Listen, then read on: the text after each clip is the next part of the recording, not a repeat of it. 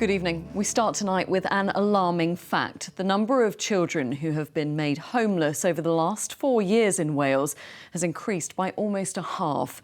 12 children a day now become homeless here. That's one every 2 hours. And there are currently 1,614 children living in temporary accommodation. Well, homelessness doesn't necessarily mean sleeping on the streets. It could mean sofa surfing or staying in B&Bs. The definition is someone who doesn't have a permanent address.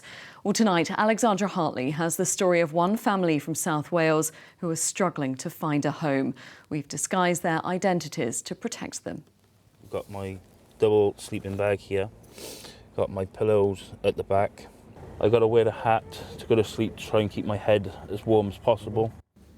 Since August, Nick's car has been his home. It must be freezing. It can get freezing. If it gets really cold in the night, I try and put my heating on in the car, but obviously I can't do it too much because of wasting fuel and things like that. Nick, along with his partner Katie and their 2 children, were evicted from their home in April. Due to an injury, Katie could no longer work, and their landlord said they wouldn't accept payments through Universal Credit due to insurance reasons. After spending some time living with family, the council temporarily moved them into a hotel, and now Katie and the boys are in a hostel whilst they wait for a home.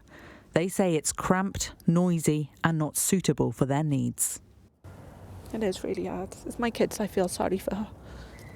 It's getting harder. I mean, at the moment, my eldest sleeps on the mattress on the floor.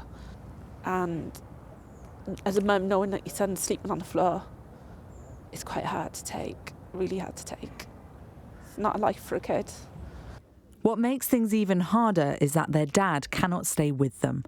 He earns money through a job, which means he would be liable to pay rent, but his earnings aren't enough to cover their costs. The situation is taking its toll on the whole family. Such a massive drain, emotionally, mentally and physically, to be honest.